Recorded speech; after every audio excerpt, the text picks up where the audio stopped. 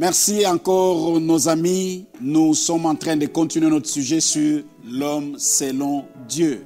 Nous avons parlé sur la foi. L'homme doit croire. Et aujourd'hui, le deuxième point que nous allons aborder pendant ces 7 minutes de grandeur, nous allons parler sur l'imagination. L'homme étant un esprit qui opère dans les corps pour accomplir une mission et un mandat, l'homme, pour bien fonctionner, l'homme doit savoir utiliser son imagination. L'ennemi, au travers de tout ce qui se passe sur la terre, a essayé de pervertir l'imagination de l'homme et d'abîmer à certaines personnes de ne point utiliser le pouvoir de leur imagination. Il est important de comprendre, comme sur ce point, vous allez constater que tout ce que vous allez aborder, comme nous avons parlé sur la foi, que tout ce que tu obtiens, ce sont des choses que tu crois. Et aussi, tout ce que tu as dans ton imagination, c'est ce qui limite les sphères de ton opération.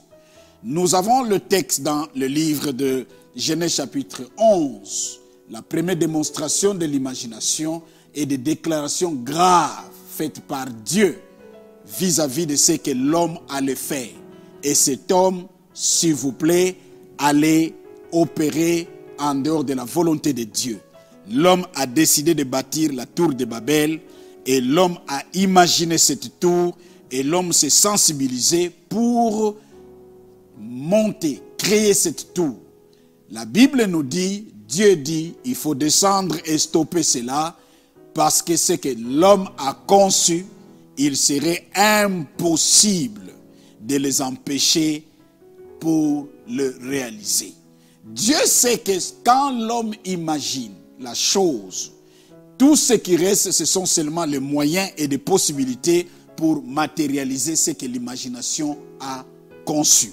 L'homme est ce que les produits ou les résultats de ses pensées ou de son imagination. C'est ainsi, mes amis, pour aller à la grandeur, cet élément doit être sérieusement utilisé. Il faut voir déjà cette grandeur. Là, la plupart des temps, les gens attendent les moyens. Or, pour que l'homme fonctionne, il y a le pouvoir de l'imagination. Il faut déjà voir ce que vous voulez réaliser sur la terre. C'est ça ce qu'on appelle l'imagination. Il faut déjà toucher. Même la Bible dit ce que nous demandons, nous devons déjà le recevoir avant de voir la manifestation. Alors c'est très important. Tu ne peux pas être grand.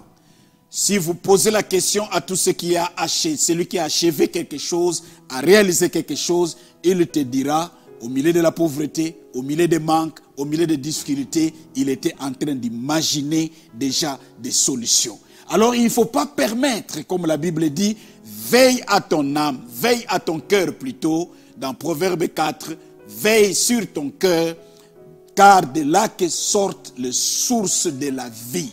C'est très important de veiller aux choses que vous imaginez. Malgré les difficultés, malgré les circonstances, il ne faut jamais imaginer votre vie par rapport aux limitations que vous avez présentement. Si vous imaginez, il y a des gens qui se réveillent le matin et ils pensent à une journée catastrophique. Et ils se posent la question, pourquoi les grandes choses n'arrivent pas dans ma vie? Il faut vérifier, nettoyer, laver bien votre imagination. L'homme fonctionne en tant qu'esprit par la foi. L'homme fonctionne en tant qu'esprit avec la force de son imagination. Voyez toujours grand. Pensez toujours grand. Au milieu des difficultés, imaginez toujours des solutions. Car il y a toujours la solution à côté de chaque problème.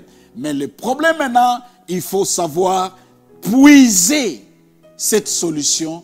Et la main qui nous aide à puiser la solution, c'est la force de notre imagination. N'imaginez jamais une vie faible.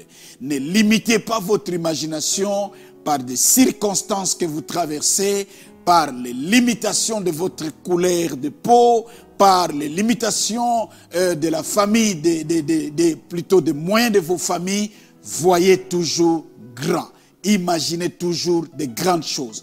Pensez toujours de grandes choses. L'homme qui fonctionne comme ça, même si aujourd'hui, la vie ne vous donne pas ce que vous pensez, mais croyez-moi, la manière dont Dieu nous a créés, nous finissons par devenir ce que nous imaginons. Alors, il faut imaginer de grandes choses. Il faut imaginer votre destin. Il faut imaginer votre rêve. Il faut imaginer votre vision. Mettez-vous à côté, pensez grand. Voyez l'avenir. Voyez les possibilités. Voyez des solutions. Ne restez pas dans un coin en train d'imaginer de mauvaises choses dans votre vie. Si vous imaginez des choses négatives, le diable, les circonstances, les événements de la vie vont vous amener à vivre ce que vous imaginez. L'imagination, c'est le deuxième élément pour le fonctionnement de l'homme selon Dieu. Il est très important. Ils ont imaginé la tour de Babel. Dieu ne l'a pas voulu. Qu'est-ce que Dieu a fait?